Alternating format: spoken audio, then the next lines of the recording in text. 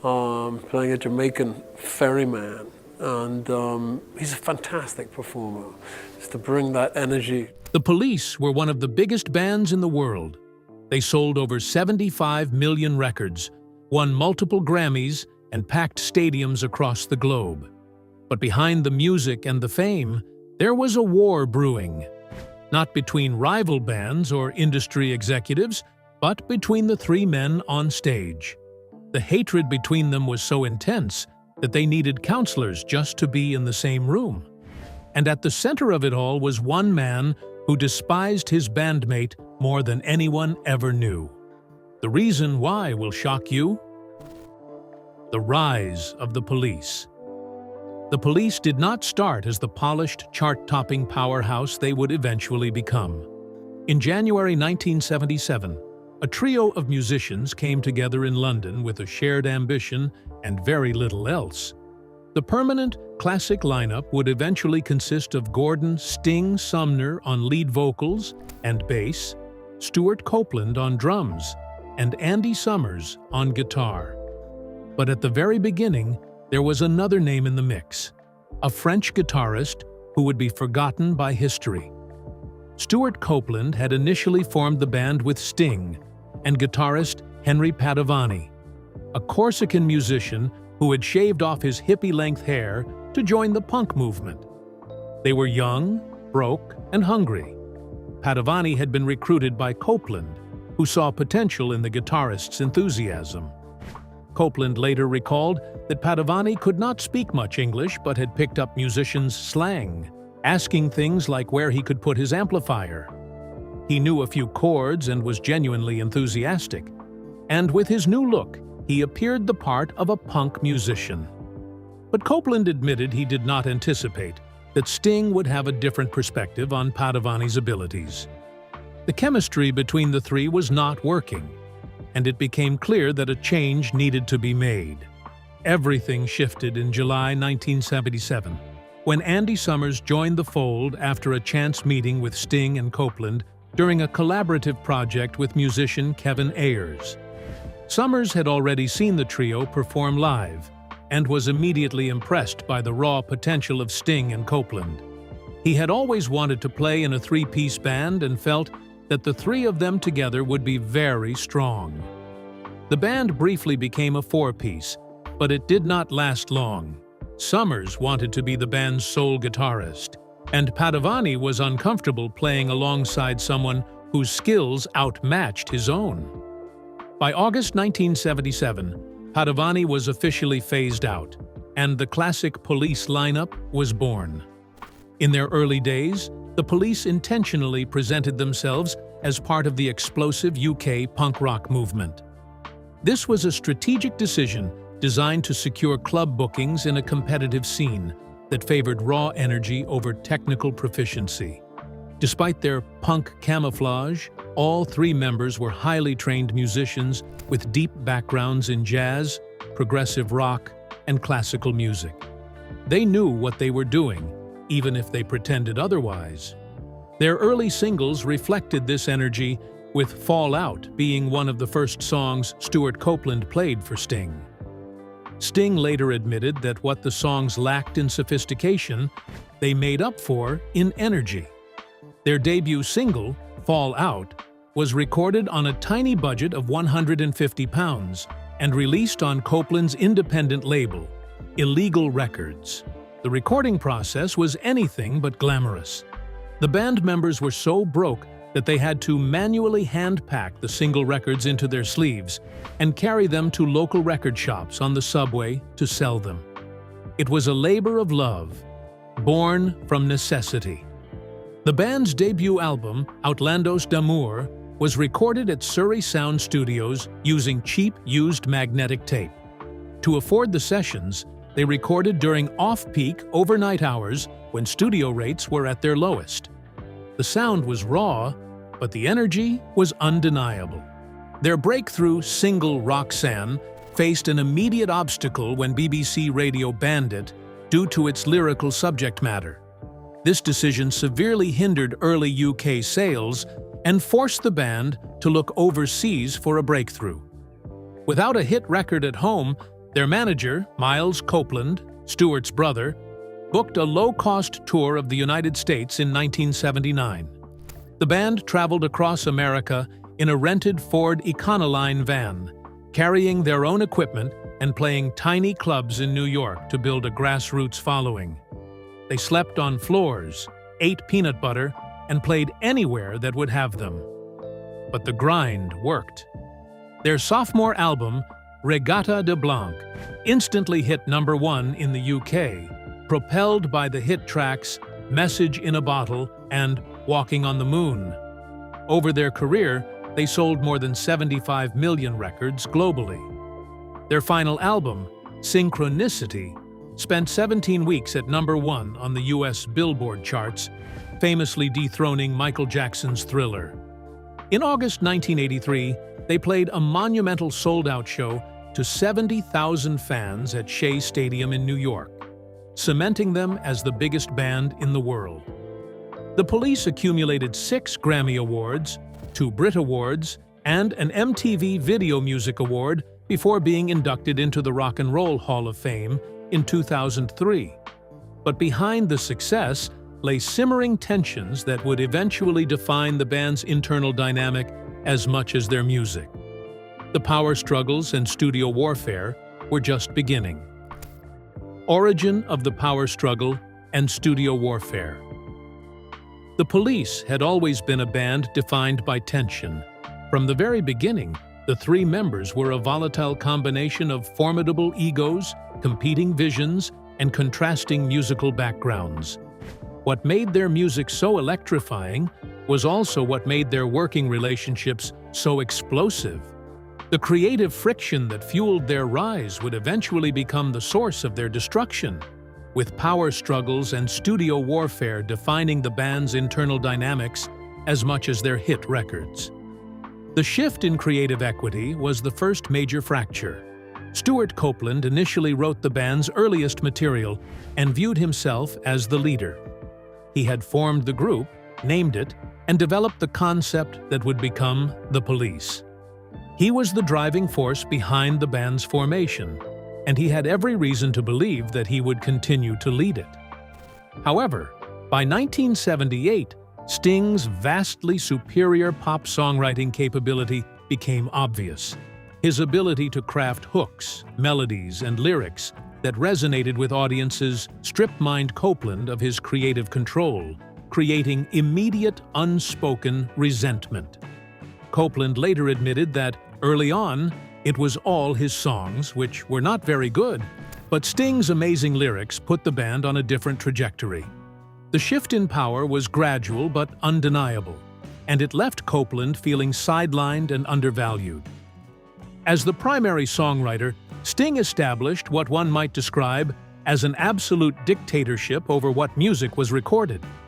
If he did not like a song written by Copeland or Summers, he flatly refused to perform it, effectively killing his bandmates' financial publishing opportunities. His veto power was absolute, and he wielded it without hesitation. The most famous example of this was Andy Summers' instrumental Behind My Camel. Sting hated the track so much that he refused to play bass on it, leaving Summers to play the bass parts himself. In a fit of frustration, Sting confessed to finding the master tape and burying it in the garden of the studio. The track eventually won a Grammy Award for Best Rock Instrumental Performance in 1982, an ironic victory that highlighted the depth of Sting's disdain for his bandmates' contributions. The clash between jazz and punk ideas made the tension between them even stronger. Copeland preferred the fast, wild energy of punk music, with quick beats that always seemed to push the song forward. He loved the raw excitement of the punk scene, which had helped the Police get started in the first place. Sting, on the other hand, was strongly influenced by the music he played before joining the Police, especially his time in jazz fusion bands such as Last Exit. He wanted the music to have more space, slower and more controlled moments, pauses influenced by reggae, and carefully timed rhythms. Copeland later told Mojo magazine that although he was attracted to punk rockers and their energy, Sting brought a more advanced and thoughtful musical style to the band. Their different musical tastes created a conflict that never really went away. They were constantly pulled in different directions, with almost every song turning into a struggle over whose musical idea would win. Each new track became a kind of battlefield where Copeland and Sting fought to bring their own vision of the band's sound to life. The process of making the music simpler became even more obvious while they were recording their third album, Zenyatta Mondatta. Sting started asking Copeland to remove many of his complicated drum fills and fast hi-hat patterns. Instead, he wanted Copeland to play simple, steady beats that would keep the main focus on the vocals and melodies. Copeland later remembered that Sting would describe the beat by saying something like, "Dum dum day dum dum," and Copeland would then have to make his drumming simpler to match. The band was also working under extreme pressure because the album had to be recorded in only 4 weeks at Wisseloord Studios in the Netherlands. They were facing serious tax problems and a very demanding schedule set by their management. The short recording time made their poor communication even worse. The members argued so often that the album was eventually mixed in separate rooms. This separation showed how badly the band was struggling to work together, problems that would later play a major role in breaking the group apart. The conflict over synthesizers and new sounds became even worse during the making of Ghost in the Machine in 1981. For this album, Sting brought large amounts of keyboard synthesizers and horn arrangements into the studio without first discussing the changes with the other members. These new sounds changed the band's style in a major way. The Police began moving away from being a guitar-focused three-piece rock band and started sounding more like a pop group built around synthesizers. This seriously upset Andy Summers because many of his guitar parts were being pushed out of the songs. Summers later said that as the horns and synthesizers became more important, the powerful and natural sound of the three musicians playing together was disappearing. He felt they were slowly becoming a backing band for Sting, while he performed his own pop songs. Sting's strong push for these new musical ideas created another major power struggle and weakened the teamwork that had been so important during the band's early years. By the time the band returned to AIR Studios in Montserrat to record their final album, Synchronicity, the tensions had escalated to the point of physical confrontations. Arguments over arrangements became constant, and the physical fights that would later define the Synchronicity sessions first began to flare up, as the three men realized that the very success they had chased had locked them into a dynamic they could no longer stand. The magic of the early years was fueled by friction, but by the end, misery had become the default setting. Personal life struggles and inner controversies. The creative tensions that defined the Police's studio sessions were only one part of the band's turbulent story. Behind the music, each member was fighting personal battles that would shape the band's final years, as much as any creative disagreement. The relentless touring schedule, the pressures of fame, and the dissolution of personal relationships all contributed to a toxic environment that would ultimately drive the band apart. What the public saw as the height of success was, for the band members, a period of profound personal crisis. Sting's first marriage to actress Frances Tomelty collapsed during the intense rise to global fame between 1981 and 1982. The emotional trauma, guilt, and bitter public divorce heavily fueled the dark, obsessive lyrical themes of loneliness and isolation found on their final records. The breakdown of his marriage came at a time when the band was reaching its commercial peak, creating a disconnect between the public image of success and his private reality. He had been married to Tomelty since 1976, and they had 2 children together. But the pressures of fame and the relentless touring schedule took their toll. The guilt was compounded by the fact that his new relationship with Trudy Styler had begun while he was still married to Tomelty. Sting later admitted that he had fallen in love with Styler and that his marriage was effectively over, but the guilt of leaving his wife and children haunted him. Sting wrote, every breath you take during the aftermath of his marital breakdown while staying at the GoldenEye estate in Jamaica. He was suffering from severe mental exhaustion and paranoia, later describing the period as a nervous breakdown. The song was about sinister surveillance, jealousy, and control, far from the gentle love song the public misconstrued it to be. The irony was that the song became one of the biggest hits of his career and is still played at weddings, completely misunderstood by millions of listeners. The non-stop touring schedule severely fractured Andy Summers' personal life. He divorced his wife, Robin Lane, in 1981 due to the psychological strain of the band's global isolation. The constant travel, the pressure of recording, and the demands of performing left him with little time to maintain a healthy relationship. However, they remarkably remarried years later in 1985 after the band split, demonstrating that some bonds could survive the chaos. In 1980, Sting and Summers became legal tax exiles from the United Kingdom to protect their sudden millions from high tax brackets. The British government had imposed a 98% top tax rate on high earners, and the band's accountants advised them to leave the country to avoid financial ruin. Sting moved to a house in Roundstone, Galway, while Summers purchased a similar house in Kinsale. The forced nomadic lifestyle, recording in places like Montserrat and Canada, cut them off from their home country and familiar support systems. Sting recalled the beauty of the Irish landscape, but the isolation took its toll on both men. They were living in a foreign country, away from their families and friends, with only the band for company. The isolation exacerbated the tensions that were already simmering within the group. By 1982, all three members suffered from acute physical and mental exhaustion. They were trapped in a relentless loop of album cycles engineered by management, leaving them with no personal life outside the hyper-toxic ecosystem of the band. The same ambition that had driven their rise was now tearing them apart. Stuart Copeland later recalled that the band had become a machine, with each member performing their function, but with no joy left in the process.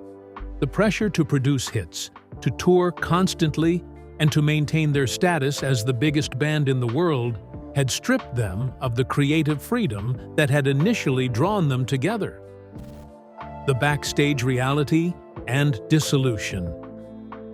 The creative tensions and personal struggles that had defined the Police's rise reached their breaking point during the recording of their final album, Synchronicity, in 1983. By then, the hatred between Sting and Stuart Copeland had become so intense that producer Hugh Padgham had to intervene to prevent physical confrontations.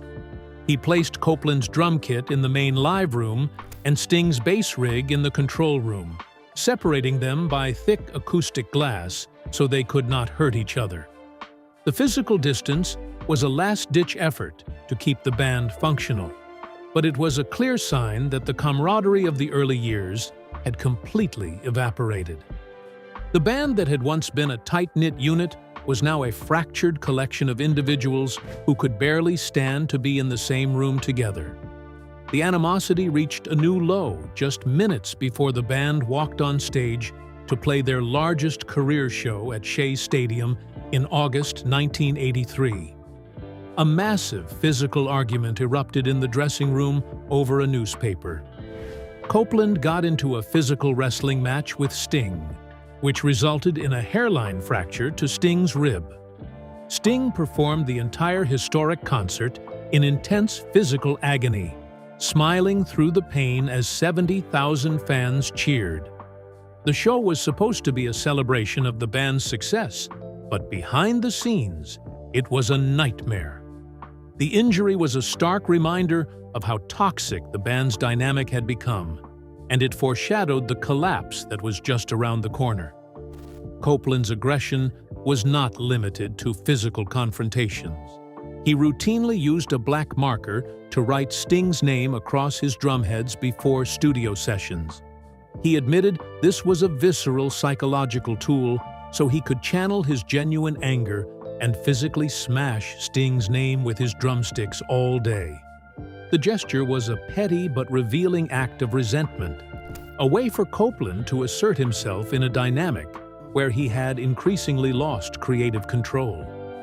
It was also a symbol of the deep-seated animosity that had festered between the two musicians, an animosity that would ultimately destroy the band. The power struggles extended to the band's creative output. During the Ghost in the Machine sessions, Andy Summers wrote a track titled Omega Man that record executives wanted to release as the album's lead single. Sting threw a massive tantrum and flatly refused to allow it, threatening to walk out of the band entirely if a song he did not write was given top billing. The veto was a classic Sting move, a reminder that his authority as the primary songwriter was absolute. Summers' frustration was palpable, but there was nothing he could do. The incident highlighted the deep divide between Sting and the other members, a divide that would only widen as the band's success continued to grow. There was never an official press release announcing the end of the Police. At the final show of the Synchronicity Tour on March 4, 1984, in Melbourne, Australia, Sting looked at his bandmates on stage and mentally resolved that he would never perform a studio album with them again. The band simply drifted into an indefinite hiatus that became permanent. Sting's decision was quiet and private, a resolution he made without sharing it with his bandmates. He later admitted that he knew it was over, even if no one else did. The silence was a fitting end for a band that had always struggled with communication. In July 1986, the band attempted to reconvene in the studio to record a new album. The tension returned instantly. Sting refused to offer any new songs, forcing them to re-record old hits. The sessions completely collapsed when Copeland fell off a horse, breaking his collarbone and rendering him unable to drum, which permanently killed the reunion. The failed reunion was the final nail in the coffin, a confirmation that the band's dysfunction was beyond repair. The three musicians had become so estranged that they could not even record together without the whole thing falling apart. The backstage reality of the Police was one of constant conflict, resentment, and emotional exhaustion. The aftermath of the breakup would reveal even more about the deep-seated resentments and unresolved conflicts that had festered for years, leaving behind a legacy of music that was born from conflict and chaos. The modern aftermath and what was revealed. When the Police reunited for an incredibly lucrative 30th anniversary world tour in 2007, the interpersonal relationships had not healed. The years apart had done little to mend the deep-seated resentments that had festered since the band's bitter dissolution in 1984. Stuart Copeland publicly stated that they had to hire professional relationship mediators, essentially marriage counselors, just to navigate the backstage areas without shouting matches. The band that had once conquered the world was now so fractured that they needed professional help to coexist. Despite the massive financial success of the reunion tour, which grossed over $160 million, the emotional wounds remained as raw as ever. The tour was a testament to the enduring power of their music, but it was also a painful reminder of everything that had gone wrong between them.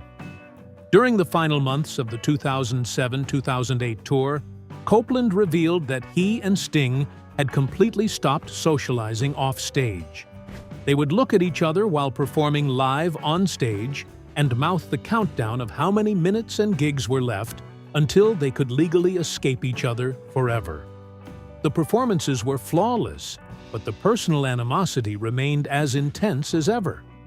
Copeland later admitted that the tension was so palpable that even the crew members could feel it. The tour was a financial success, but it was also an emotional nightmare for all three musicians.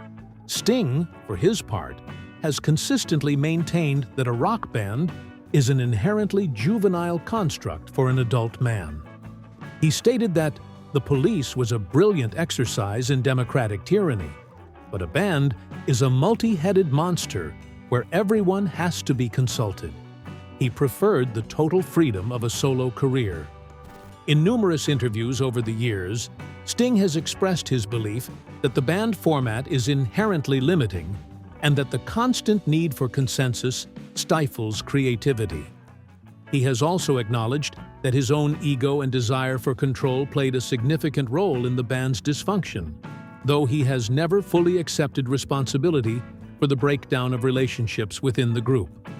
The simmering financial resentment erupted into the public eye when Andy Summers and Stuart Copeland officially filed a lawsuit against Sting and his company, Magnetic Publishing, in London's High Court. The legal battle claimed substantial damages over unpaid royalties. The lawsuit was the culmination of years of frustration over what Summers and Copeland perceived as unfair compensation for their contributions to the band's music. The filing sent shockwaves through the music industry, as it exposed the deep financial divisions that had existed within the band for decades.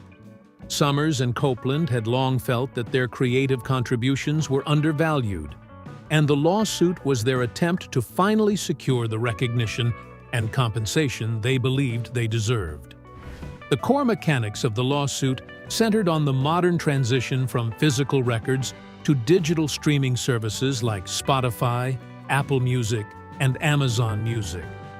Summers and Copeland argued that under a verbal agreement made in 1977 and formalized in 1981, they were legally entitled to a 15% arranger's fee from the publishing income of the songs. The agreement had been made during the band's early days when they were still struggling to establish themselves, and Summers and Copeland maintained that it was never properly honored.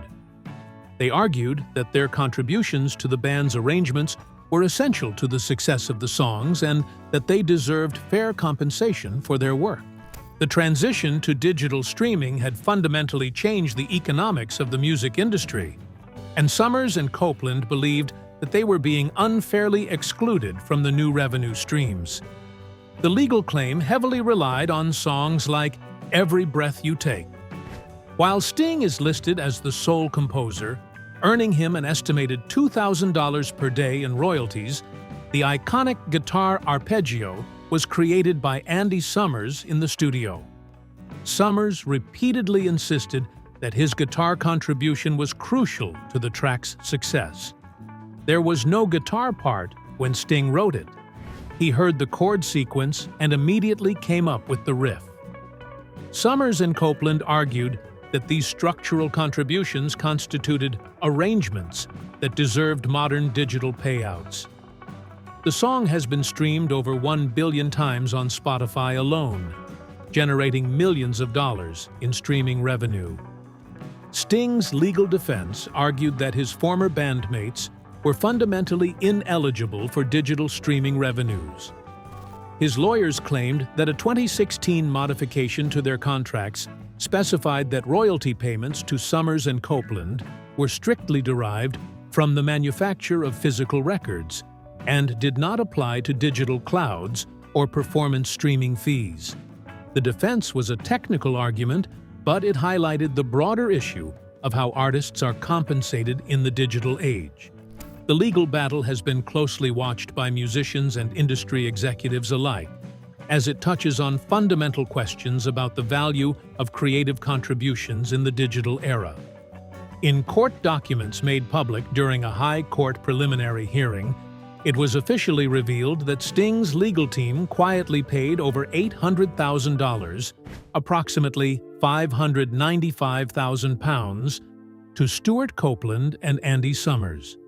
This substantial payout was issued to cover historical underpayments of specific royalties acknowledged by Sting's camp. However, the wider multi-million-dollar streaming dispute remained fiercely contested in the legal system. Summers and Copeland claimed that the total value was not less than £8 million and would be considerably larger if their amended case proceeded.